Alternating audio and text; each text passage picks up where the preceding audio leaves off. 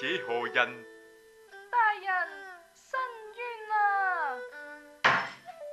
願聞其詳。說來話長。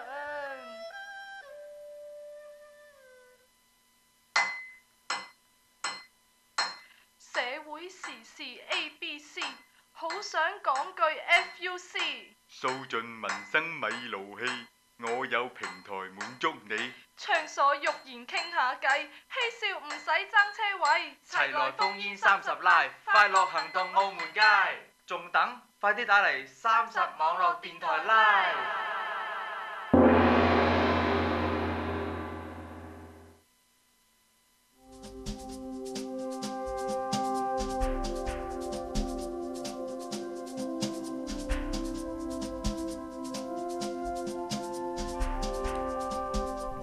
歡迎大家收聽1月24號晚嘅30網絡電台 Live 啊！我係今晚大家嘅主持阿虎。咁啊，先介紹下今晚嘅主持拍檔先啦。呢個組合都好新鮮啦，亦都講好耐冇咁樣夾過啦。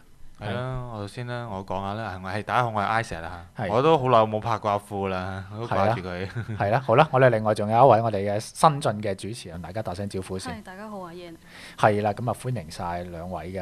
咁啊嗱，我哋今晚啊照舊啦，兩個 topic 啦，咁啊歡迎各位嘅聽眾咧就可以打電話上嚟啦，63452094啦，63452094，同埋我哋個 Facebook 嗰度可以留言嘅30網台 Live 嘅嗰個 group 啊，同我哋一齊互動下。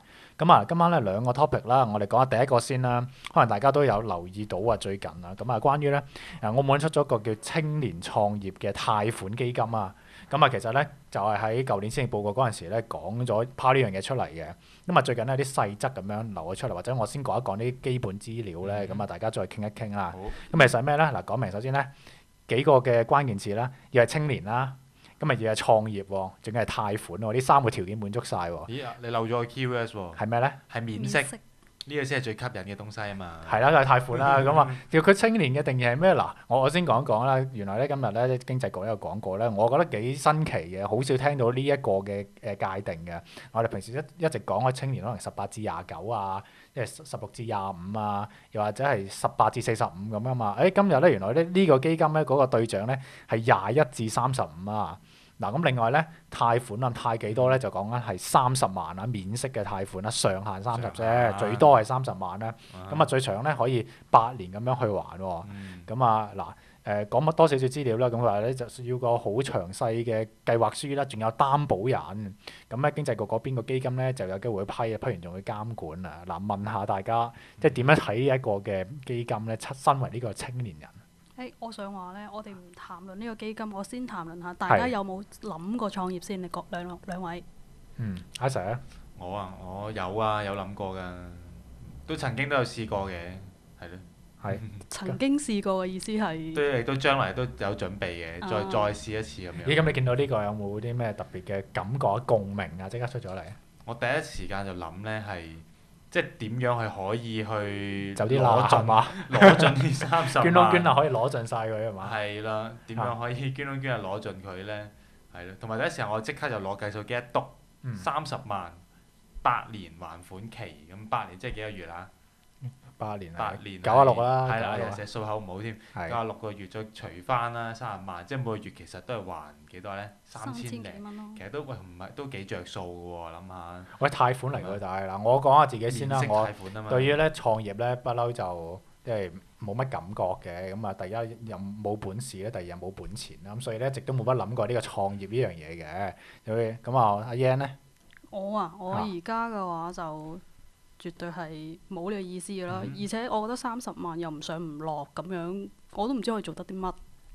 咁你覺得嗱30萬唔夠啊？你覺得幾多先至會好啲啊？咁你要睇翻你自己做嗰個行業啦。講真嗰句，你睇下而家嗰個租金嘅話，我諗我呢度如果我借30萬嘅話，我有一大部分錢都係交咗去租金嗰度嘅喎。係啦，而家就想講緊啦，嗱30萬喎，即係而家有30萬貸款俾你啦。你覺得可以做啲咩咧？創業嚟計喺澳門。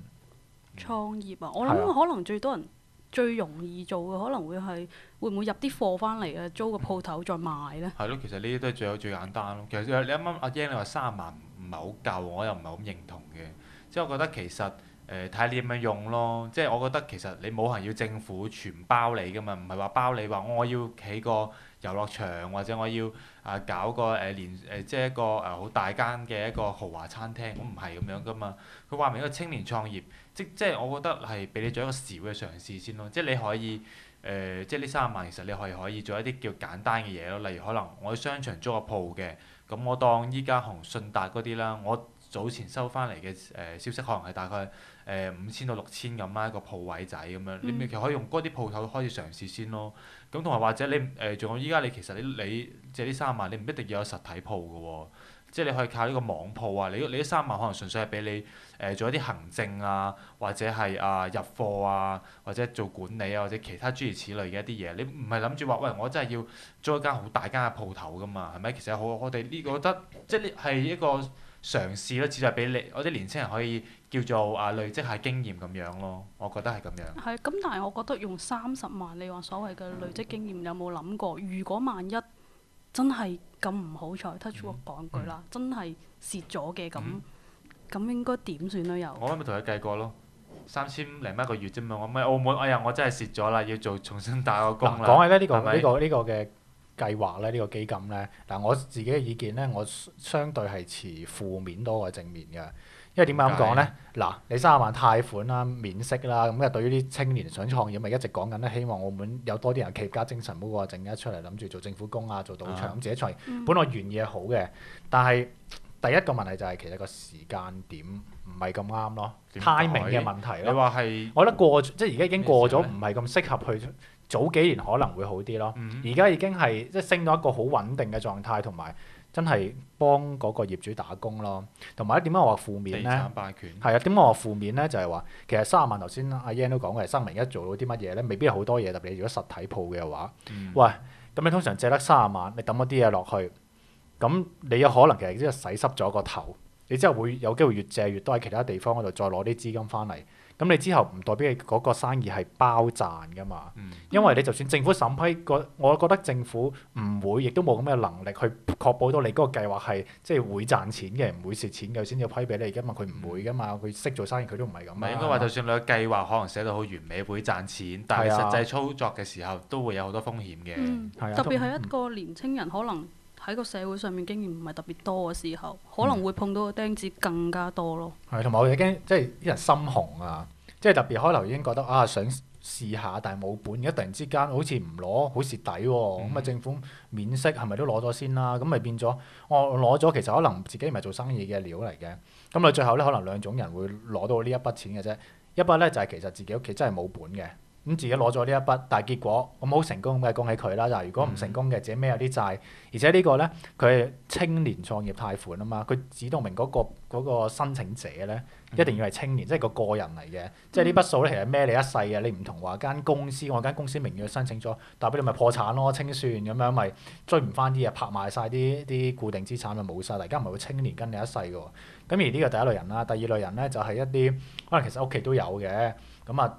但係唔俾你，咁啊等你自己去試下先啦。但係到最後咁你爭人一身債啦，爭政府錢啦，咁屋企幫你填，其實同當初屋企攞出嚟咧，即係喺嗰個數字上面咧係冇乜特別大嘅分別咯。所以我覺得即係有呢樣嘢，其實好似又呼應咗之前即坊間一直有呢啲嘅聲音啦。咁但係未必咧真係可以咁如意咯。特別我最驚就係累咗一啲後生仔咯。即係叫等大家即係冒險啊咁樣，之後就或者可能斷送一生添樣。但我其實又唔會啊。你話即係按一個好樂觀嘅角度去睇啦。咁即係叫做其實反正政府啦，即係叫錢多咁樣。咁佢啲錢你就或者係你一派錢你都派唔晒咁樣。咁你倒不如用多啲其他方法啦。即係同埋諗下呢個創業。即係創業貸款啦，佢其實係除咗啱啱所講啦，俾青年人鍛鍊之外咧，佢都係想呼應翻，即係叫好耐之前啦，中央政府俾澳門一個任務，就係要即係產業適度多元化啊嘛。咁佢亦都係想叫做令到或者當係點啦，亦都係想澳門叫做即係多啲唔同嘅產業啦咁樣。咁政府諗下，佢冇可能政府自己搞噶嘛。咁即係佢有好多嘅選擇噶嘛。咁佢另外一方面就攞政府依家滾存咁多啦。咁我咪俾人哋免息貸款，咪嘗試一下睇下可唔可以令到澳門有更加多嘅其他嘅一啲商業啊，或者其他嘅一啲產業係可以因此帶動到出嚟咯。即係我覺得當然啦，我覺得只係冇辦法之中其中一個辦法咯。所以我覺得其實呢個原意咧係好嘅，即係出發點個心理都係叫做啲嘢啦，叫做幫個社會又好啦，幫青年又好啦，叫幫自己攞啲政績又好啦。我哋就係最驚佢咧就好心做壞事咯。咁同埋咧嗱，另外一樣嘢啦，即係佢攞咗30萬出嚟咧，咁點樣攞咧？咁佢就話點樣確保嗰啲錢真係會用得其所咧？咁佢話會有一啲措施去監管啦。咁啊確保呢個貸款咧就符合佢批嗰陣時個用途喎。咁啊具體佢點樣監咧？其實我都真係喺度諗緊，都幾拗頭喎。因為當初咧其實特首咧啱啱先至報一講嗰陣時咧，其實身邊啲朋友已經話：我諗到啦，30萬咁咪10個 friend 夾埋咯，一人借30萬，10個人借埋300萬，咁點咧？買搭樓唔使好貴嘅唐樓嗰啲得㗎啦，咁咪放租咯，咁咪租咗出嚟每個月有定期穩定嘅呢個現金流嘅收入，咁啊8年之後咁搭樓可能升埋值啦，仲避埋嗰啲特別印花稅啊，跟住咪賣埋出去，哇！咁你賺到嗰個你個資本嗰個升值嗰個額還錢啦，係咁，你每個月有定期收入喎。係喎，即係直情哇！即係呢個創業就係點咧？我唔係開鋪頭，係我即係做地產咁，算唔算創業咧？係咯，我開間地產咯，但間地產其實冇冇街鋪嘅，租個樓上。我話我做地產嘅。個鋪頭仲要係佢哋個公司。跟住佢唯一買嘅嘢咪就係唔係啲電腦，唔係台凳咁咯，就買一沓樓咯。係啊。跟住沓樓咪就係幫佢生財工具咯。我一聽呢度係喎，即係就咁樣諗咯。有啲人諗到啲咁樣嘅橋出嚟，會唔會好多罅俾人走咧？你呢個我覺得佢有啲似創意產業啦，變咗十分之有創意咯。呢個諗法。嗱，我諗亦都反映其實而家即係政府一出呢啲嘅招數咧，其實大家會好容易諗到好多嘅方法去用盡佢。邊有咁多人去監督啫？其實你啱啱講買樓嗰個 case 啊，即係覺得即係你諗下，你要10個 friend，你要10個都即係叫佢寫10份計劃書，政府都批，我覺得有啲難度嘅。不過正如你啱啱所講啦，你又其實會唔會有人我貸呢30萬？或者我可以做一啲嘢，我求其或者即係你政府，我唔肯定政府會咁多人即係走去 check 噶嘛。我諗可能有人佢只係中間攞10萬出嚟，我做少少，我求其喺啲廢棄商場，我租個鋪頭仔咁樣，我求其擺少少貨，剩得20萬，我咪買炒股票啊，又或者可能你話我再同翻啲人哋侵翻一啲，我俾首期買樓。喂，咁樣其實政府真係佢監唔監督到嘅咧？其實佢就話俾你知，我借咗30萬。嗰幾十萬幾百萬咧就係一個私募基金啊，跟住咧我冇咗，其實咧我整啲初次投入落去咧，咁招募下大家，即係喺出面咁樣呃下咧嗰啲咩龐氏騙嗰啲都係咁嘅啫嘛，咁你咪昆一班人翻嚟，跟住咪話投資啊咁生利都得咯。咁其實我就係諗緊，其實最主要就係點解驚害咗人咧？反而我覺得政府嘅角色就係貸款可以做，但係其實你政府冇可能教到人哋點樣做生意嘅，你呢啲真係靠自己個嘅叫做工作經驗啊、社會閲歷啊、一啲即係商業上面嘅知識先至可以積累到咯。反而咧，我諗得實際啲咧，就係一啲譬如行政手續啊，或者係一啲叫培訓課程啊嗰啲，其實政府應該係多做嗰啲，或者即係幫你一齊諗點樣去做 marketing 嗰啲，可能會嗰個實際嘅成效比你單你就咁俾嗰30萬可能會更加好啲咯。如果我要諗配套嘅話。因為而家我諗好多人你問佢搞間公司，其實佢都唔知道去邊度搞啊，點樣申請啊，有啲咩行業，跟住到時可能攞貨啊，咁即係好多立雜一連串嘅問題，或者邊啲牌子會唔會有機會揩到啲法律嘅一啲即係有抵觸嘅情況咧？咁我覺得呢啲寧願知識性嘅俾佢知多啲，做多啲，令到佢真係自己可以慢慢一步一腳印咁避過啲陷阱咧，自己去做到個創業可能會仲好咯。不過咧，其實我另外就想講咧，其實咧除咗呢個嘅貸款嘅基金之外咧，其實咁啱呢2個禮拜咧，亦都係出咗一啲嘅調查民調啊，咁啊，澳門有一個啦，大陸有一個，咁啊，或者我哋簡單講澳門嗰個先啦，咁澳門某社團啦，其實都唔怕開名啦，青聯啦，咁啊做咗個即係青年創業嘅調查，咁啊訪問咗專門青年啦，咁啊做咗1000幾份街頭問卷嘅，咁啊總之咧2成4咧就話自己希望創業有埋 plan 嘅，咁另外仲有3成4咧就希望創業但係冇 plan 嘅，咁啊但係仲有4成1咧就表示冇考慮過呢個創業或者自己更加願意打工。你點睇呢個結果咧？係咪都合理咧？其實聽上去，我覺得係合理嘅，算係。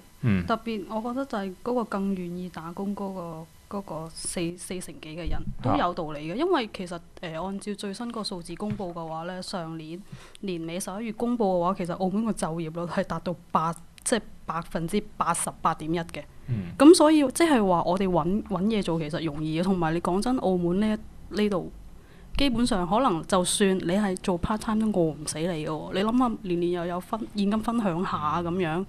猛咁開下啲中央招聘啊，因為係啦其實一般人除非真係好有心想去做創業，但係都未必話即係希望創業係佢第一嘅目標啊，或者咦今年嘅時間差唔多咯喎，係嘛？我哋咧唞一唞咁啊，翻到嚟咧繼續傾下咧關於嗰個嘅調查啦，同埋其實即係創業個目的到底係乜嘢咧？即係純粹為咗發達啦，定係都可以發展埋理想咧？轉頭傾。好啦，歡迎翻嚟第二節嘅節目啊！咁啊，好啦，有啲網友都留咗言啊，我哋請阿 Ian 幫手讀一讀啦。係而家睇到有網友咧講緊咧就話問啊，係可唔可以有幾個人合伙，跟住咧用同一個企劃，就每人各借30萬嘅，咁夾埋埋，好似你頭先話齋，係就有幾百萬嚟做生就係我嗰個意。嘅諗法啦，但係就唔係做生意嘅直情，即係做呢個買磚頭咧，就係呢個做生意嘅咁嚇。其實應該最保值嘅。係另外話喂我忽然之間想諗嗱，佢講呢樣嘢咧，啱即係呢個網友佢講話，即係幾人夾埋。喂，其實你做生意啊，我諗其實即係呢個咪叫創業貸款啦。我諗應該冇人係會，哇！我辭職，我全身撲過去就用呢30萬去搞一個即係去創業㗎，未必有人即係咁夠膽啊！你創業你係需要即係唔同技能啊，同埋有唔同知識嘅人去幫助啊嘛。咁諗下，可能真係如果幾個 friend，我當3-4個都好啦，佢本身自己都有份全職嘅做緊啦，跟住再大家佢喺各自範疇、各自嘅領域都有一定嘅一啲叫做專長或者知識嘅時候，喂咁3個人夾埋，或者唔使多啦，我唔使話每人攞足30萬啦，我3個人加埋可能有50萬啦，係咪？或者50萬或者60萬都其實我諗都差唔多啦。3個人加埋60萬，喂咁互相去協調，喂不停大家去即係叫做互補不足㗎，咁樣再去搞個生意，個成功率會唔會其實又大啲咧？即係唔知其實政府佢出呢個 plan 嘅時候，佢有冇諗過？喂，如果係幾個人合夥啊，佢又會點樣計咧？會唔會有唔同嘅玩法咧？一 play 定係2個 play 咁樣點樣都好啦嚇。其實會唔會有即係將來會唔會更加多呢啲細則出嚟咧？等人哋去選擇咁樣。好，阿 Ian 繼續。係跟住咧就繼續有網友講啦，有30萬嘅免息貸款。佢話你想要創業，自己點都要出啲本，加埋埋40-50萬。一般嘅小本生意咧，應該係冇乜大問題。不過前提當然係要有一個周長嘅計劃同埋一個風險管理。咁就亂咁試嘅話咧，真係俾300萬你都唔夠咯。佢講緊，其實呢個我都覺得係有道理嘅，因為佢嗰個年齡嗰個界定嘅話，其實我都覺得有啲怪嘅。21到35歲，咁其實普遍嚟講21歲嘅話，我諗就算你打 part time 都好啦，我諗你頂籠咪得個幾年嘅經驗。咁我諗應該有好多嘅考慮嘅。咁你可能21歲，咁佢見你冇乜經驗啦。因為其實啱啱我睇新聞，佢都有話，即係可能都需要擁有一定嘅社會工作經驗作為一個考慮㗎嘛。咁你可能但係21歲啱入得賭場啫喎。啱入得賭場。係21歲啱入得賭場嘅啫喎。佢覺得即係當呢個入賭場。唔係咁，你冇經驗嘅話，咁佢嗰邊批嘅時候，咪可能睇或者你冇經驗，但係你嘅計劃書寫得靚，我可能只係俾10萬咁樣咯。但係如果你又有工作經驗，個計劃書又寫得靚嘅話，咁佢可能先至批足30萬啊嘛。因為30萬其實只係上限。咁你可能其實你話或者甚至乎好似啲社團資助活動咁啫嘛。你我寫個100萬嘅 plan，佢可能先至係俾30萬你咯。即係佢唔預咗政府，佢唔會全部同你包底噶嘛。佢可能只係會包一部分咁樣咯。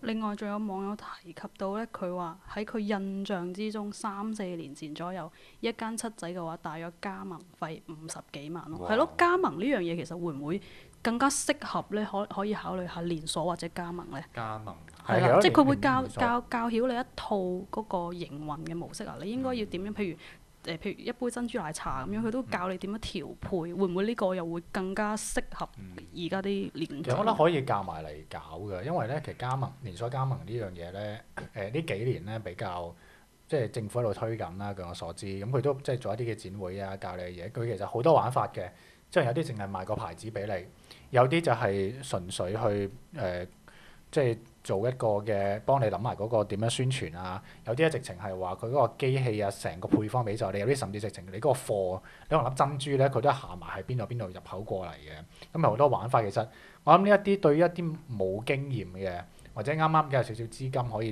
入嗰個行當，其實真係可以去試一試咯。同埋咧，我頭先忽然之間都諗一諗咧，就係話其實而家政府去批咧有個好大嘅風險問題嘅，就係其實佢唔識做生意噶嘛。佢變咗一批出去嗰樣嘢咧，其實賺定蝕其實冇人知嘅。所以我諗咧，其實可唔可以好似一啲譬如香港啦，香港有個關於電影嗰方面嘅基金咧，佢都有咁嘅做法嘅，就係我即係政府貸一部分咯。但係我政府貸嗰個目的係因為嗰個原因啊，係因為有金融機構願意去借其他嗰啲咯。因為你知道，譬如銀行佢批呢啲嘢唔會死錯人噶嘛，佢係覺得一定係掂，佢先至會肯借一啲出嚟噶嘛。無論你係有冇擔保有冇抵押嘅話，咁如果有咗銀行呢個過一過嘅話，其實政府先至去做嘅話，就令到嗰樣嘢嗰個成功嗰個機會會更加大咯。但係你咁樣啦，附你呢個即係諗法，即係當然啦，係穩陣嘅一定，即係對於政府或者對於嗰個營運者嚟講，即係可能會有啲保障啦，因為有另外一啲機構去幫佢做一個風險評估。但係其實我覺得，但係如果你話真係要同金融機構嗰邊即係去做一個參考嘅話咧，可能啊，又會阻礙咗一部分人嗰個壯志雄心咯。即係諗下，如果係政府嘅，佢一個門檻相對比較低啲嘅一個創業貸款的話啦，咁可能咧就如果年青人佢要做嘅時候，咁佢會簡單啲咯，相對地，佢唔需要即係相對地，或者佢唔需要做一個回報率特別高嘅，或者佢只係可能係做一啲小本經營啊，或者佢當係一個嘗試啊。咁其實佢都已經可以創到業咯，即係就唔係一定話一定要謀取一個好高嘅利潤嘅一個生意。咁樣其實或者你其實諗下政府其實佢會另一個諗法，譬如你啱啱你哋講加盟呢樣嘢啦，但係其實你加盟其實佢可能都係同一啲國際知名嘅一啲品牌合作啊，但係咁樣可能咧其實佢一創業嘅時候佢就會冇咗澳門特色咯。你諗一樣嘢。即係如果我係政府的話啦，我除咗係諗呢個生意係咪賺錢之外咧，其實有啲澳門特色嘅其實都可以開俾加盟㗎，即係開名啦唔緊要啦，啲某某煲仔飯啊、某某炸雞啊嗰啲咧，其實係有放到嗰個 franchise 嗰個權出去嘅，問題有冇人接咁啊？第二樣嘢啦係有㗎，即係佢哋成為咗品牌，即係其實佢哋都希望咁樣一種方式幫佢哋嗰個即係鋪越做越大。其實我覺得如果係政府做呢啲貸款的話咧，即係要考慮埋嗰個本土特色。你諗下，如果我哋話俾即係或者真係幾個人加埋係成幾百萬，喂佢又引入咗一啲外國知名嗰啲連鎖嘅霸權嗰啲咁嘅品牌啦，咁其實對澳門嘅我哋嘅文化其實我諗未必係一個好事咯。即係我相信其實如果即係我希望政府係可以有啲更加嘅鼓勵措施，係希望佢哋做一啲原創啲嘅品牌，即係本土嘅品牌。本土嘅特色或者係原創嘅特色，我相信咁樣係對即係整個社會發展係會更加好咯。OK， 或者我哋又傾一傾第二樣嘢啦，就講係即係點解要創業啦。咁其實我調查都有做嘅，咁大概1/3啦，超過1/3咧就話係為咗賺錢，咁30%咧就為咗實踐理想，咁1/3咧就為咗證明身價，咁仲有大概10%度咧就話打工冇出息咯。咁大家點睇嘅創業嘅原因？嗱，我覺得其實幾樣嘢密不可分嘅，即係當然有啲人係為咗實踐理想啦，都會有咯。咁但係即係賺錢應該係創業嘅其中一個好重要嘅目標嚟嘅，冇理由為咗實現理想咧都 OK，但係你全部蝕晒啲錢又唔係咁合理喎。不過我想諗翻，其實以前啲人創業咧應該係真係為咗維生㗎喎，但係好似依家點解佢啲答案，我覺得我喺度期待佢冇維生呢個選項嘅咩？賺錢咪就係維生咯。賺錢係發達咯，我嘅理解係更加係。賺錢係發達嘅之前。係啊，咁頭先係咯，Isaac 你都講緊啦，你可能未來或者你都有打算，咁你自己嘅原因會係咩咧？我諗當然係即係實踐，即係我自己會覺得係實踐理想嘅目的會比較大啲咯。即係你問你創業的話，你係可以，即係你可能係我啱啱所講，你可能你係會推廣到嘅。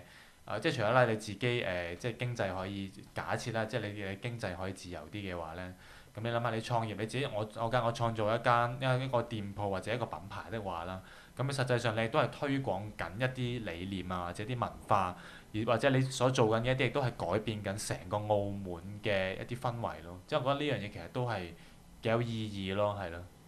我簡單講埋第二個嘅調查啦。咁啊，第二個其實喺廣州嗰度做嘅，咁啊係即係研究咧兩岸四地啦，正式廣州啦同埋港澳台4個地方㗎。佢係有啲指標好得意喎，佢係同澳門嗰個咧有啲唔同嘅。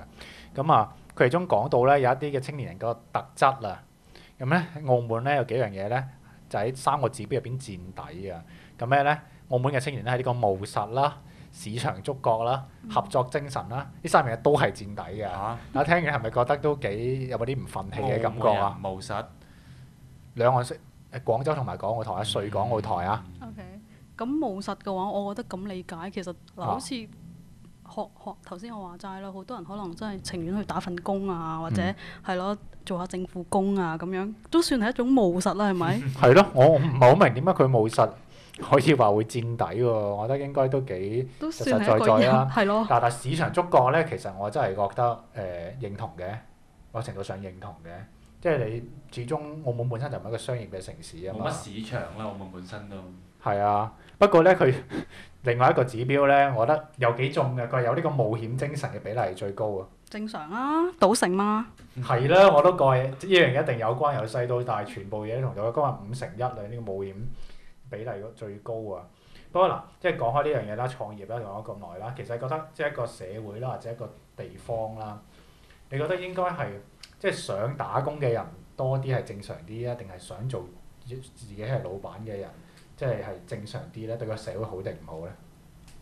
我覺得啊，其實社會我諗大部分人自己都會想做老闆㗎啦，係咪？因為老闆嘅話可以指住人哋做嘢，自己唔使做，坐喺度啊嘛。咁所以我計起嚟，你話究竟係好事定壞事？我諗個個都有呢個諗法，但係做到嘅又有幾個咧？呢個就係一個機遇啊，所以計起嚟咯。但係譬如照翻出呢樣嘢咧，而家覺得譬如澳門青年啦，講緊向上流動啊嘛，講嚟講去咁，你覺得係因為冇本錢嘅問題啊，定係冇能力嘅問題？定係其實個社會個環境嘅問題咧？講嚟講去成日都話社會的錯啊嘛。我想講啦，即係個社會環境真係好影響嗰個創業個氛圍咯。咁如果一個地方啦，佢本身即係佢係冇乜創業嘅條件，即係例如可能啦，成日講啦，地產霸權，哇好多物業都係俾一啲嘅可能大財團啊，或者係即係俾一啲有錢嘅人啊去擁有晒，即係叫揸晒啲鋪頭啊嘅嗰啲嘅所有權的話咧，咁其實係即係會好影響大家嘅創業咯，因為你咪好難去租一個鋪位去創業，咁即係我覺得呢個係好大影響啦。同埋其次就係當呢個地方，我搞一個即係好似某啲地方咁，我可能以前啦或者我擺一個路邊攤，我已經可以養活晒成家人。但係你呢個地方，原來唔得嘅喎，你物價水平係好貴，即係來貨價又好啊，生活水平全部都好高的話，咁令到啲人我擺路邊攤，我根本係維唔到生活，所以我一定要入一啲嘅大公司，或者係我要入翻一啲政府工，又或者我要做一啲叫做比較埋沒良心啊，或者叫做謀取暴利嘅生意先至有維生的話，咁其實呢個社會即係都已經好畸形㗎咯。有一部分原因啦，即係但係呢一種嘅市場環境咧，都仲係好多人生存到嘅喎，即係創到業嘅喎。我自己覺得即係有啲成功嘅人啦，成功嘅例子啦。因為你包括你雖然我哋可能覺得咧喺香港好似嗰個即係比較市場觸覺啊或者冒險精神好啲啦，但係其實咧香港咧，我最近睇嗰啲調查啦，之前咧其實咧最多後生仔想做嘅都係公務員嘅。即係同澳門嗰個係好正常嘅，大家都好務實咯，我想話。係其實同呢個市場環境其實未必有好直接嘅關係啦。當然你個市況差更加想做咯。咁但係其實係咪真係單單因為嗰個鋪位租金貴？但係其實而家特別互聯網發達之後，有好多其實虛擬嘅嘢嚟㗎嘛。因為都好多人好成功。即係點解？因為我自己硬係覺得咧，其實澳門人就我冒險精神係低咯。即係其實冒險，佢哋覺得自己可能好肯冒險，但係其實真正要佢哋踏出嗰一步去冒險，其實嗰樣嘢係比較難咯。以澳門嚟計，即係想法冒險，行動務實。係啦，即係起碼係我唔理啦，總之我上咗岸先啦，我做咗份公務員先啦，跟住先至再諗其他嘢啦。咁呢個可唔可以調翻轉嚟諗咧？即係因為佢哋有一個好務實嘅一個身份先啦，即係譬如公務員啊。佢話即係一定係好安全嘅一個環境之下，咁佢所以個心微有啲。但係其實又跟住咧又冇嘢喎，咁你話佢，跟住佢又會話咁買唔起樓啊嘛，咩都貴啊嘛，咁我唔穩穩陣陣先，我點樣買得起樓咧？所以咧慢慢就變成有啲係調翻轉，點解你創業嘅？點解你好似咁戇居啊、咁異類咁樣嘅？點解你唔係做公務員啊？你唔係做啲博企大公司嗰啲嘢？變咗做呢啲嘢咧，反而好似有少少承受一啲壓力咯，會唔會啊？我自己啲咁嘅感覺。我覺得應該唔會嘅。我相信如果依家有同輩嘅人啦，即係話佢創業係開鋪頭啊，唔係淨係搞網鋪的話，即係我都會覺得佢好犀利咯。即係我都會好尊敬佢咯。好啦，或者今節嘅時間咧都差唔多啦，咁啊，我哋咧簡單講講啦。咁政府嗰個嘅財派款其實希望嚟緊多啲嘅資訊出嚟啦。咁大家真係諗一諗點樣可以令到嗰啲錢用得其所，同埋千祈唔好害咗啲青年人啊。咁啊，今集講到呢度啦。咁啊，下一節翻嚟咧，我哋講緊第二個問題咧，就係同呢個網上啊、私隱信息嗰啲有關嘅。轉頭見。好，翻嚟第三節嘅節目啦。咁我哋都係啦，承接上一集啦。麻煩阿 Yan 就幫手讀一讀啲網友嘅留言啦。係有網友講緊話，成個城市嘅人如果都淨係諗住做老闆嘅話，又冇人提供勞動力嘅話，呢個社會會崩潰喎。咁亦都有網友都回覆翻佢啦，佢又話未必喎，但係就一定要提高咗呢個薪酬水平請人。咁佢話舉個例，咁外國要請一個掃街嘅，其實嗰個價錢都唔平嘅咁講咯。稀缺啦。係啦。咁另外仲有網友回應佢講，佢話以現代社會嚟講嘅話咧係可以嘅，但係一個城市全部都係老闆，跟住啲勞動者呢，全部外來嘅。當然做唔做到係另外一回事喎，呢個好大件事喎。如果我哋全部做晒老闆，咁搏命要引入外勞。其實我想即係糾正一下呢個網友嘅一啲睇法啦。咁其實全部做老闆嘅意思呢，並唔係個個都係即係大公司啊，有幾百個員工，嗰一隻老闆。即係你大家去，即係你回想一下以前嗰個年代，喂，每個人佢自己擺個攤檔仔，或者開一間好細間嘅鋪頭，家庭式經營。講緊幾百年啊，過千年嗰啲城邦。我覺得其實即係咁樣都係屬於即係另一種嘅生存嘅模式咯，唔一定好似依家咁，全部人入晒一個大機構嗰度去即係或者係一個人就管幾百人，即係或者用另一種嘅形式。特別係呢個以物易物嘅年代係嘛？咁一定嘅，可能講緊以前啦，即係冇咁全球化嘅時候咯。另外嘅話，有網友提到佢話冒險精神呢，同一個自殺行為只有一線之差咯。冒險都係要用腦嘅。好啦，咁我哋或者就係上一集嘅內容就講到呢度先啦。今集咧轉一轉個 topic 啦，就咧講下關於喺呢個網上打卡啊，同埋呢個爆竊嘅問題啦。呢排咧其實好多即係澳門可能少啲啦，咁啊其他地方咧比較多，特別大陸啊，就因為呢個玩呢啲手機嘅微信啊、微博啊、打卡啊，同呢啲有關嘅一啲犯罪咧，甚至命都冇埋啦。咁啊，澳門咧仲有好多即係爆竊咧比較多啲啊。咁啊，先問下我哋主持先啦，自己有冇打卡嘅習慣先啊？Yan，我自己就冇嘅，但係會經常性被打卡咯。即係你隔離嗰個人去邊度嘅話，跟住就夾硬要 with 你咁樣，我真係冇晒計啦。Isaac 咧，我係不嬲都唔中意打卡㗎啦。或者我係會事後打咯，即係我去完一個地方，我 up 到張相，即係我先至會再篤翻嗰個地點出嚟咯。即係我唔會即時匯報我喺邊度㗎咯。我自己都唔會嘅。嗱咁，但係第二個問題就係你自己會唔會用啲定位啊？即係嗰啲嘅功能。我自己都係好少嘅，因為呢一個我覺得唔需要同人分享呢啲咯。我喺邊個位置嘅話，我唔需要下下都即係我身邊有朋友真係去到邊度都中意打，可能喺嗰條街上喺新馬路我又打一打，你行落去水坑尾我又打一打，咁樣即係全部都喺度。好似你一打開個 Facebook 啊或者嗰啲社交網站嘅話，你可以見到原來佢成條線係咁行嘅，我可以揾到佢。其實你講緊呢個呢，已經算係比較低層次嘅打卡咯。係有高層次。一種更高層次嘅就係呢，我唔知大家有冇玩開 Google 定位啦。其實呢，即係你個電話其實可以隨時開咗個 GPS 噶嘛。咁其實呢，你係即係咁，你嘅電話係會可以開到 Google account 噶嘛？係咪？你其實你可以選擇將你嘅嗰個定位嘅位置係叫做係咩呢？係叫做即時更新啊！即係佢會不停知道你嘅經緯度喺邊，跟住呢，你都可以去畫一個圈仔，即係你某幾個朋友，而嗰堆朋友入邊，如果大家都一齊共享翻個定位，咁你可能你呢10個朋友就一上網去即刻知道剩低嗰9個係咩地方嘅咯，係可以做到咁樣嘅咯。同埋咧，由呢個打卡咧，或者個定位咧，其實即係引申咗一啲最近嘅 Apps 啊，即係手機嗰度咁啊，見得比較多。之前係好似呢個 Line 係嘛？跟住而家仲有呢個微信嘅類似嘅嘢啦，就係可以搖一搖啊嘛。早一兩年嗰陣時，大家好興呢個搖一搖啊嘛，好興奮，好似可以交友咁樣咧，就翻到以前嘅 ICQ 年代咁樣，你可以上網咧 search 打啲關鍵字啊，澳門嘅女嘅，唔知年齡係18至幾多嗰啲咧，即係跟住嗰個年代你就可以揾到啲你唔識嘅人，跟住 hi，跟住講完一大輪嘢咧，其實就唔不了了之啦。咁但係有啲人就可以有進一步嘅行動啦。咁啊，你點睇呢一啲嘅軟件咧？我因為唔開佢定位㗎嘛，所以我其實唔會用到，亦都冇乜興趣去用搖一搖嘅附有啲咩人咯。你係點睇呢啲嘅軟件嘅呢個產生咧？嗱，其實我覺得咧，搖一搖嘅話，我自己都會用嘅，但係僅限於我同你坐喺隔離，我想 at 你呢個微信啊時候，我先至會用咯，唔會自己無神神又會去搖一搖去識一啲陌生嘅人咯。我相信咧，即係如果大家係用一個即係比較保守嘅觀念去講啦，就可能會覺得啊，搖一搖都係唔好成日用。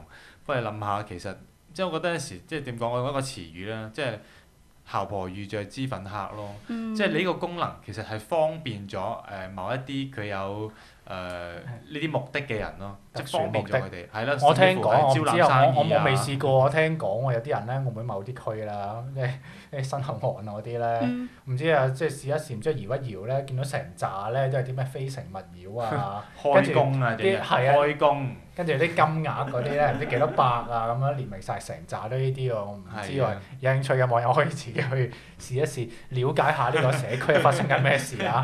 咁同埋咧，其實咧。最近咧有幾單咧，大陸咧都係由呢一個網上邊或者話有個呢個行動網絡咧，佢做一啲嘅嘢咧，引發到嘅一啲嘅犯罪啦，甚至傷亡咁啊！嗱，簡單講幾單啦，一單咧深圳嘅係個高二嘅女仔失咗蹤，收尾調查咗咧就發現其實真係俾人殺咗啦。原來咧就係佢嗰個微博嗰度咧，成日就會即係標自己喺邊啦，即係打卡啦，同埋啲生活相啊、啲隱私啲全部暴露晒出嚟嘅。咁話因為咁咧就俾人知道咗佢嘅行蹤，咁啊即係。點解殺佢咧？有冇解釋咧？咁冇講到咁細啦，咁啊，但係即係懷疑係同呢個有關啦，唔擔保一定啦。我可唔可以用兩個睇法咧？第一就因為佢成日打卡，好鬼死煩，所以即係激起咗某啲人嘅殺意。報復社會啊！係咪咧？定係還是係本來已經有人係想揾佢落手，佢就不停咁打卡，就反而就方便咗啦，個兇手。不過咧，其實都唔知啦。另外一單更加直接啦，講緊哈爾濱啦。咁啊，因為失咗蹤幾日啦，咁最後發現咗佢張銀行卡俾人提咗款，咁收尾就拉咗個中年男子啦。咁啊，收尾真係好慘咁樣啦，碎埋屍啦。咁啊，點知收尾查翻咧？點樣呢兩個人點樣識到嘅咧？一男一女，原來就係微信，搖一搖啊！就係搖一搖啦，搖咗跟住就去佢屋企啦。咁點知咧？原來嗰條友咧本身之前已經坐過監㗎啦。跟住之後又有啲案底啊、強姦啊、嗱雜雜咁啊，即係收尾發生嗰啲咁嘅事啦。咁啊〜仲有一個就係都係喺大陸嗰方面嘅，咁咪又係用呢個手機微信又係搖一搖咁樣，結果又俾人奸咗啦。係啦，咁啊，所以其實呢一啲真係會引發犯罪嘅喎。我唔係好明點解而家我唔知道而家仲多唔多人用咧？澳門身邊有冇朋友用啊？知唔知？有冇聽講過？我聽講過係有嘅。係真係有嘅，咁都其實即係識咗之後啊嚇，即係有一個即係正常嘅有朋友嘅關係咯，就唔似得呢啲即係新聞報導嗰啲咁極端咯。咁其實或者想講啦，或者新聞報導呢啲都係一啲比較極端嘅一啲情況咯。咁我相信仲有更加多嘅人係即係真係用呢啲渠道啊去識到新朋友嘅。但係其實問翻你第一，你自己中唔中意即係玩微信啊？因為嗰一啲嘢，我想我已經過咗嗰個年代，唔係即係過咗一啲叫做用呢啲咪軟件去識新朋友嘅年代咯。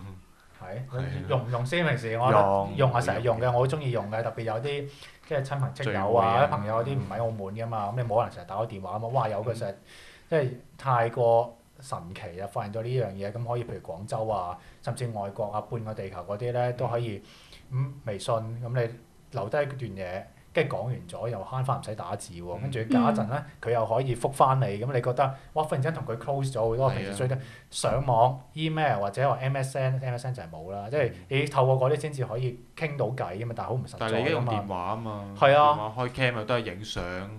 係啊，我覺得呢個真係即係令人覺得好開心，特別當啲朋友唔係喺身邊嘅時候。但係就好容易成為咗啲頭先講啦賣淫啊。援交嗰啲嘅工具啦。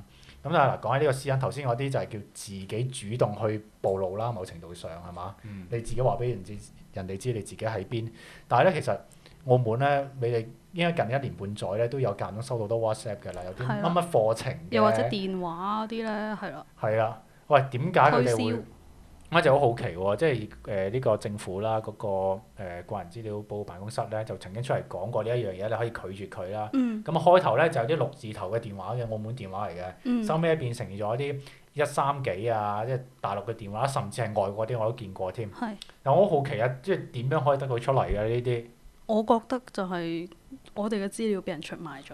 因為冇理由，你次次打電話嚟，佢可以嗌得出你個名，嗌得出你個姓。但係我問佢啦，我自己都接過唔少嘅，跟住係直頭係電話，係網絡電話嚟嘅。咁佢哋就嗌得出你個名啦，嗌得出嚇。之後呢，佢就會係咁推銷你某樣嘢咁樣咯。即係我覺得到當時我都覺得好奇怪，點解會有人即係你會知道我電話，知道埋我叫咩名？我會反問佢咯。跟住佢同我答我就係話隨機。係咯，佢隨機到連我個姓都知道，我覺得佢哋真係而家好犀利啊！係啊，應該有佢話俾你知係隨機咯，就係其實佢有個 data 有個資料庫咧，你嘅姓名啦，全部有齊電話全部有晒，嘅。佢係隨機抽邊個，但係係知道你係邊個咁樣去抽咯，係嘛？有啲個人資料係值錢嘅，咁我相信即係當然啦，我聽過咧，你話如果係有人名嗰啲啦，譬如好似話保險啊，或者係咩推銷咩美容嗰啲咧。佢一啲好似係話係喺圖書館借一啲畢業同學錄嘅，或者係唔知問，即係或者你咁啱好你咁多屆你，或者你同一個學校嘅，咁有個同學喂佢又做保險，咁佢又咁啱有同學錄，啲同學錄通常有 email 啊有電話噶嘛。我真係冇諗過呢啲。係啊，有呢個真係冇諗呢過。招，第一招，同埋第二種咧就係，因為我以前都有做過一啲電話調查嗰啲啦，即係學術。你有做過嗰啲，所以係嘛？唔係啊，我做民意調查。爆內幕啊！佢嗰啲其實真係電話 gen 出嚟嘅，唔係佢真係用電腦去隨機去砌一啲 number 出嚟嘅。咁佢又因為佢其實點咧？佢用嗰個計算嘅方式就等於你去 CTM，我開一個新嘅電話號碼一樣。佢一樣佢都有個佢計算嘅方法出嚟。咁只不過呢個計算方法可能俾一啲民意調查機構，其實又唔係啲咩機密啫，我用翻佢啫嘛。咁其實我可能我都要打4-5個係停止服務嘅電話，我先係揾到一個真正用得到嘅咯。即係真係會隨機係去砌出嚟嘅，嗰啲都會有嘅。應該會有啲軟件或者技術嗰啲，其實咪撞咯。即係你譬如澳門其實8個 number 啫，你得6字頭7個位。同埋仲係最恐怖嘅係咩咧？好啦，可能對於某一啲嘅民意機或者嗰啲叫傳銷嘅即係推銷公司啦，可能佢第一次真係隨機。但佢當佢之後咧，佢知道呢度打得通喎，佢就 mark 低咗佢啦。就不斷打。咁佢就可以整理一個。WhatsApp 嗰啲2個 tick 啊嘛。係啊。係啦，佢即係呢個係真係有人用嘅呢個 account，咁佢咪整理咗一個活生生嘅名單出嚟。仲要雖然之後在線上咁樣。係啊，咁之後呢個呢堆活生生嘅名單，咁以後就可以話不停去轉售咯，咁咪可以賺錢咯。但一般你哋收到呢啲信息嘅第一樣要點做咧？即係講緊匿名嗰啲啦 ，WhatsApp 嗰啲啦。WhatsApp。肯定將佢封鎖，跟住 delete 咗佢啦。係咯，delete 佢咯。最多就係咁啦，亦都。係啊，但係其實我自己個人咧，我都覺得好奇怪嘅。有某地產公司啦，跟住我都有，佢真係一直係學似話齋在線上，跟住我就覺得好猛。點解你會知我電話？我就真係 WhatsApp 問佢，但係佢係真係覆我嘅喎。係啊，佢覆我。有部電話喺度嘅。係啦，所以我覺得其實佢哋真係。覆你啲咩啊？佢覆翻你正式個答案。我就問佢：你點解？係我點解你又會知道我電話咧？跟住佢又話：你放心啦，好安全㗎。我哋呢啲資料咧係唔會外泄㗎。但係其實我資料。咁咪就你泄咗俾佢咯。係咯。咁都得啊！但係嗰啲今次嘅時間差唔多，我哋都唞一唞啦。咁啊，轉頭翻嚟繼續講翻呢個私隱同埋講啲爆格問題啊。好，翻嚟第4節嘅節目啊。咁啊，有網友都有意見喎，麻煩阿欣啦。係網友話：我覺得整個社會嘅安全意識下降咗，又或者係對自身呢看得更加輕嘅。近年越嚟越多新聞講單係透過呢啲社交工具，即係傾咗幾日偈咧，就約出嚟見面，又或者甚至係發生一個更進一步嘅性行為啦。跟住佢就話非常之可怕啦。跟住萬一如果即係係啦，令到呢個女方懷孕嘅話咧，亦都只係知道可能呢個對方個網名叫做呢個混沌狂刀嘅。哇！呢個網友好犀利。係啊，其實佢係咪知道一啲某啲真實嘅故事啊，定歡迎係再分享一下。係啊，或者佢同呢個網名叫混沌狂刀嘅呢位人士其實有啲唔知咩關係嘅。嗯咁啊，OK，翻嚟我哋繼續傾啦。嗱，頭先講緊嗰啲即係有人係即係叫做 cold call 啦，純粹打過嚟，其實唔知我哋係邊個嘅。咁有啲其實知道，因為我哋邊個其實我諗都唔多唔少收過啦，啲咩美容啊、雜誌啊、推銷啊、一啲休閒設施啊嗰啲冚唪唥都傾過啦，係嘛？咁、但係嗱，另外講到咧，就係點解會同呢個爆格有關咧？或者阿石都可以即係講一講。你頭先即係都簡單講過咧，其實呢個原來有人係根據你呢個行蹤咧，其實係令到可以對你間屋構成一啲嘅危險嘅。其實咧，除咗話你打卡，人哋知道你喺邊去抄你之外咧，同埋你調翻轉頭嚟諗，當你一報你打卡，我喺邊度啊飲緊咖啡啦，或者一啲人最興啊，依家最興嘅就係點咧？影嗰個機場嘅嗰個登機閘口嗰個牌啊，就話自己去邊度旅行啊咁樣。尤其是咧嗱，假設例如有啲即係新婚夫婦啊，或者你明知呢個人係即係呢 pair 情侶或者呢個夫婦住埋一齊嘅，佢哋話哇我要去歐洲啦，咩度過咩3或者佢而家有人打卡話哇我依家我要去歐洲度假啦，3月再戰，咁你咪就知道哦。如果你咁啱好之前咧呢 pair 人咧佢又喺屋企打卡，或者又影嗰啲屋企嘅相 home street home 咁樣，你知佢住邊度。或者咁啱我係話你係識得佢嘅，你知道佢啲地址的話，咁你咪知哇佢呢一個月屋企都冇人喎，係嘛？咁你咪可以跟住呢啲線索，咁你呢個月咪可以上去爆格咯。係嘅，係嘅。係啊。但係我喺度諗翻轉頭，搞笑少少嘅啦，啊就係話喂，如果有個賊又係好中意打卡嘅，咁啱去到嗰間屋度爆格，哇！勝利歸來。係啦，即係佢又中意打下卡，又話工作中咁樣，跟住之後就係啦，之後咧翻到嚟就係啦，勝利歸來咁樣。OT 係啊，或者瞓咗喺人哋張床嗰度影相嘅，喺度話哇很舒服㗎咁樣。係啦，其實呢樣嘢我覺得都係即係雙向嘅。應該呢個賊仔應該幾聰明啊！如果係咁去做呢啲嘢。不過講開咧，其實咧澳門咧都唔係即係1年半載嘅事啦。近呢幾年其實治安都即係越嚟越差啦，可以講係，亦都好難單單從佢嗰個即係爆竊案喺罪案嗰個發生嘅次數啲數字咧去體現嘅，因為有好多其實可能冇報案啊，或者因為等等啦。咁佢就話咧，司警咧啱啱講咗啦，舊年咧住宅爆竊咧就400幾單。喂，跌咗2成幾喎，同比即係比前年跌咗喎。咁但係都唔可以掉以輕心嘅。咁但係我自己硬係雖然唔科學啊，但我唔信真係會跌咗，跌咗好多咯，我唔信咯。又或者其實可能爆格少咗，可能或者扒手又多咗都唔定嘅喎。係咯，但係咧佢就講到咧，即係佢都講翻咧比較多咧，之前咧係日頭去叫門或者爬窗嘅。變成而家夜晚咧用呢個開門4寶嚟犯案嘅話，真係好犀利。你有冇聽過咩開門4寶啊？乜嘢咧？係咯。鏡仔、遮骨。係啦，電筒同埋膠片呢幾樣嘢表面證供串埋，其實可以做到啲咩咧？我真係唔識喎。冇辦法，我哋唔係專業人士。冇錯，證明我哋真係唔識做呢啲嘢。跟住即係比較多用呢啲開門4寶去做到咯。咁另外仲有啲比較直觀啲啦，叫門叫窗啊、爆鑿匙嗰啲去做啦。咁啊，其實佢講好多嘅數據咧，就係話其實開頭咧就係朝早8點至夜晚8點比較多嘅，但係之後咧有好多咧都係夜晚做嘅喎。其實係冇恐怖咧，夜晚發生。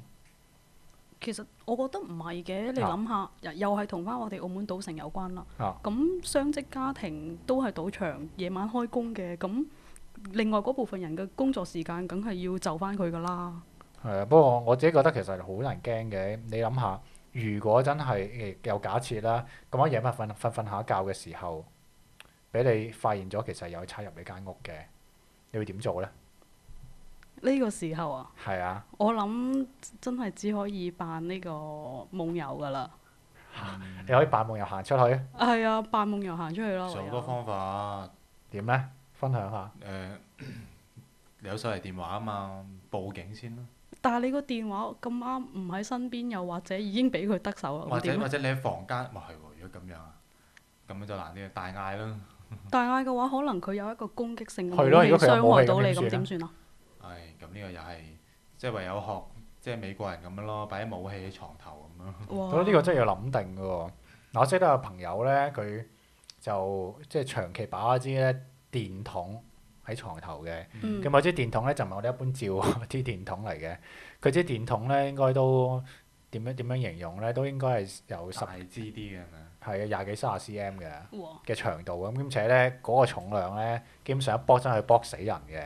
咁咧長期呢啲電筒咁有咩事咧出去照，咁譬如咧佢醒到係點咧？譬如突然之間屋企停電喎。嗯咁佢就會好醒，佢唔會即刻開門出去睇嗰個電錶㗎，跟住攞支電筒照咗先，跟住攞埋出去開門，仲要一個即係如果屋企唔係得一個人嘅話咧，咁一個前一個後咁樣咧，有個照應，嗯因為佢會第一時間諗到會唔會有人 cut 我電錶，我一出嚟一開門睇咧就可以入到去做啲乜嘢咁樣咯，即係會有呢個防範嘅意識咯。所以頭先就係話，因為你問我其實我都真係諗唔到，大家例時夜晚假設我間房啦，有人喺廳嗰度就聽到啲聲嘅，咁我點做好咧？嗯鎖門？但係其實佢開到出面嗰道門，其實呢道門應該開到啦。我覺得幾恐怖嘅。但係係啊我諗你唔好同佢正面交鋒咯，嗯，係啊。其實錢財身外物咯。如果你真係咁唔好彩遇到嗰個情況嘅話，我覺得你繼續瞓覺啦，不如即刻扮瞓覺報警都得㗎，咯。即刻報警佢會有即係左右包抄咁樣，可能都有機會攞翻啲嘢。嗯。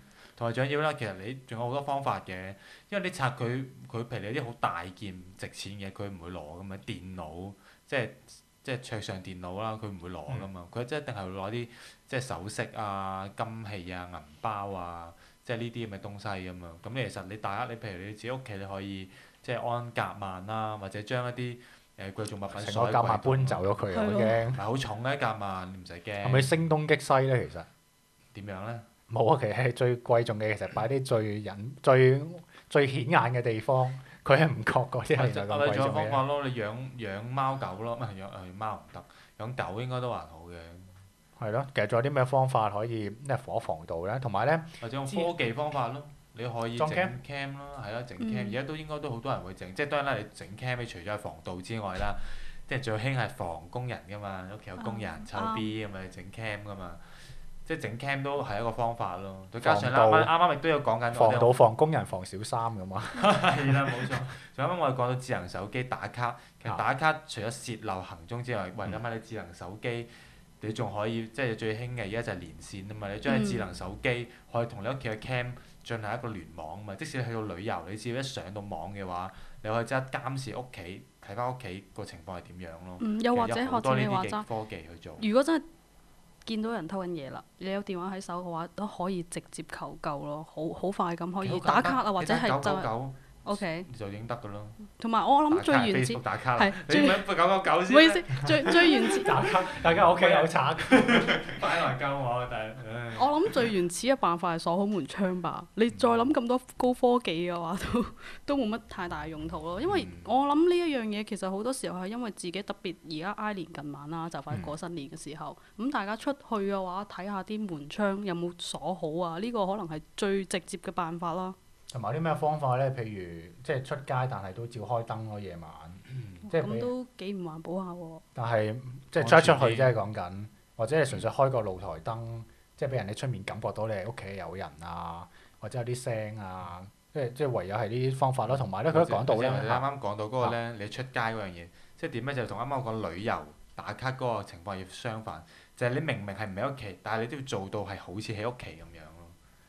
咁樣呃人哋啊嘛，點啊？其實我淨係諗到燈嘅啫喎。開電視啊或者，話開期一部電視翻嚟壞埋，寧願俾人偷咗。或者叫人哋叫親戚看屋咯，呢個都係一個方法嚟嘅。或者都再係啦度一度有網友有係啊，意見有網喎。友意見啊，佢話間屋有 cam，如果個賊見到嘅話咧，就識驚。但係如果係笨賊嘅話咧，可能佢會照偷照傷人，一樣係大鑊。咁你有記錄，你要抄翻都容易啲啊嘛。應該但係要隱蔽啲係嘛？係你可以咁講嘅。如果萬一啊嚇，唔係我哋呢個本地人啦，即係我講緊嚇啊，咁佢工作完之後嘅話，咁佢就唔會再喺要度出現嘅。係啦，就翻大陸嘅話，其實個 cam 我諗嗰個用途都唔係太大嘅。而且我諗個 cam 會唔會提咗佢啊？即係如果你10戶人，得9戶都冇事嘅，仲有一戶咧，你門口裝咗個 cam，即係話俾人知其實我屋企好有錢。係係啊，又係啦啱喎。即係你專登話俾人知此地無銀啊，係咪咧？佢第一時間就打爆個 cam 先可能。係啊，所以我覺得有 cam 嘅話，都只能夠學似你話齋係防下工人，即係防下一隱啲。蔽啲咯，或者真係要收得好埋啦。同埋咧，即係司警之前都講咧，就話原來咧唐樓同埋工人大廈咧嗰個安全嗰個隱患咧都有唔同嘅喎。嗯嗱，唐樓咧一般咧，因為你冇看更噶嘛，嗯咁你通常最多就係你可能大廈嗰度鐵閘啊，啲啲人成日唔鎖或者好容易壞咯。但係佢就話咧，呢個其實啲高樓大廈咧出現嗰個盜竊情況咧仲嚴重啲嘅喎，點解咧有看更。嗯佢就因為人流量大啊，就算有陌生人出入，其實你唔覺啊。你一般係啊你一般你譬如你5層樓嗰啲，其實你見嚟見去，可能你住戶嘅你都會，咦咩有個生保嘅，你都可能會警醒啲啊嘛。嗯但係你其實你如果喺高樓大廈20幾30層嗰啲，其實你就算哇係喎，即係就算搭 lift 你見到個唔識嘅人，你都唔會你懷疑唔會覺得佢佢係點樣咯？係啊，特別其實你識唔早前晒㗎嘛嘅話咧啊都有好多即係連環爆格啊，商廈嚇！都係咁樣咯。佢而家就係因為商廈啲先爆得犀利。係啊，嗰啲係好犀利嘅咯，係連環爆格咯。皇朝嗰頭成日狂中招，係有陣時，譬如你放假咧，或者夜晚都好啦，你成層冇人噶嘛，因為嗰啲係最直接可以話到俾人知幾時係冇人嘅。嗯係喎。你放緊啲長假期啊，農曆年嗰啲咪最容易係冇人咯，係咪先？嗯，所以真係睇下點樣防啊。同埋咧，早一排咧網上流傳啦，但係司警就話冇嘅，嗯就係好興咧喺門口咧有啲做啲記號啊，嗯咩圓圈啊、交叉啊，跟住整個係咯1毫子1蚊嗰啲，有冇見過咧？即係或者真係冇聽過朋友經呢個歷過咧？嗱呢個我就冇見過，自己冇遇過啦有。但係就好耐之前真係有聽講過嘅。嚇呢個我真係有好相㗎喎。好耐之前真係有聽講過呢啲係啦呢啲招數嘅。嗱，我開頭我就唔係好信嘅，嗯咁之後咧我翻屋企睇一睇，咁我唔知係好你發彩現咗有定唔好彩，我發現咗係真係有個記號，不過係一個請勿即係唔好做啊！呢個唔係老細嘅一個交叉嘅圖案嚟到，不過我唔知係咪關事啦，可能已經係踩咗點咧。可能踩一點咯。但係佢話我交叉都算係好，都唔知係好，應該都算係好事嚟嘅。交叉即係話要做咁。唔係交叉唔做啊，唔做走啊，即係有危險物近啊！呢個係咁嘅意思。係啦，不過講真咧，即係年近歲晚咧，真係係啊打啲12溫精神啊，出街又好啦，屋企又好咧，諗一諗啲高科技又好，或者最基本嘅咩鎖緊門窗啊，咩成日聽其他啲電台啲神喺度講啊，嗰啲都要做一做我哋講咯。打卡嗰樣嘢咧，我就想補充啦嚇。跟住其實打卡嘅時候，其實你Facebook 咧，佢都係有考慮到你呢個私隱嘅呢個情況嘅。咁其實你每做一個發布一個消息，即係你嘅 post 啊、你嘅相啊，或者你打卡咧，其實係可以選擇俾唔同嘅人去睇得到咯。即係你可能你咧係要選擇一啲你覺得即係你唔同嘅資訊要分配俾唔同嘅朋友咯。即係你唔好話哇，即係你去有啲好私隱嘅東西，或者你有啲好秘密嘅東西，都可以 set 嗰個權限係公開嘅咁樣，你即係絕對係你自己咎由自取㗎啦。嗯我覺得最得人驚就係嗰啲即係話喺屋企張床度，咁啊真係定位晒咧，話俾人知自己屋企喺邊咧，哦嗰啲其實係啊係幾得人驚嘅，等於向全世界講。我覺得電話都還好嘅，電話可以換，可以唔聽，其實傷害有限啊嘛。但係你話俾人知嗰度係你屋企咧，嗯其實都幾得人驚嘅。不過唔係，可能對於某啲人嚟講，佢係有好幫助享受咧，空虛寂寞懶咁樣嗰時候。一係送外賣，係啦。例如 pizza 係係嘛？係啦即係，OK。呢啲就都係要揀翻個圈子啦，係咪？唔好全世界人知道咯。好啦，咁今日嘅時間真係差唔多啦，咁啊下個星期一啦，咁啊同一時間咧繼續同大家30網絡電台嘅，咁啊一齊同大家講聲，拜拜。拜拜